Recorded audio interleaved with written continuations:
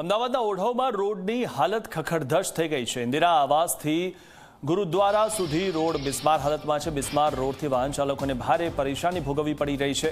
તો 6 મહિનાથી રોડ તૂટેલી હાલતમાં હોવાનો દાવો થઈ રહ્યો છે। વારંવાર રજૂઆત કરવા છતાં પણ રોડનું સમારકામ થતું નથી। રોડ નહીં બનતા લોકોમાં ભારે નારાજગી વ્યાપી છે। તો રોડ ટેક્સ આપ્યા બાદ લોકોને આ પ્રકારનો રોડ વાપરવા મળે છે। અમદાવાદ મહાનગરપાલિકા કે જેનું બજેટ તમામ મહાનગરપાલિકાઓ કરતાં સૌથી ઊંચું છે અને સૌથી વધારે ટેક્સ ચૂકવાય એવા 6ઠ્ઠા નંબરે આ શહેર આવે છે, પરંતુ તેમ છતાં અહીંની પરિસ્થિતિ આપ જુઓ કે અહીં સારા રોડ નાગરિકોને મળતા નથી।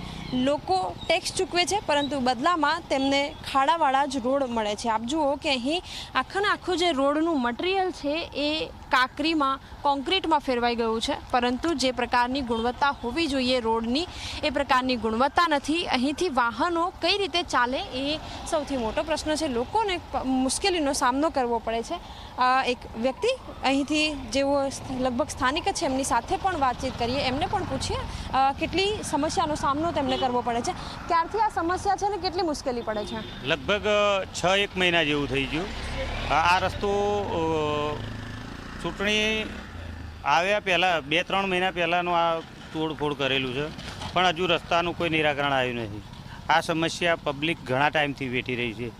1-2 વખત મેં કોર્પોરેટરને ફોન કર્યો તે આની ઉપર આ થોડુંક કચરું નાખ્યું, નહીં તો બહુ 1-1 ફૂટ ઊંડા ખાડા હતા।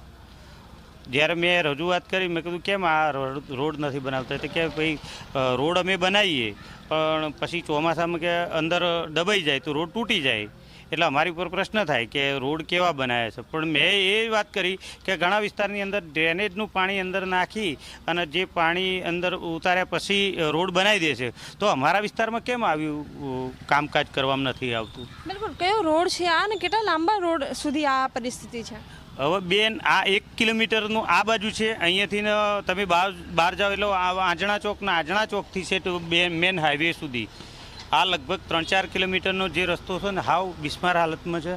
અને રજૂઆત કરવાથી અમને આવા ખોટા જે ના કરવાના બહાના બતાડી રહ્યા છે કે, અને જો કદાચ એમને કામ જ કરવું હોય તો ડ્રેનેજનું પાણી અંદર નાખીને કરી શકે।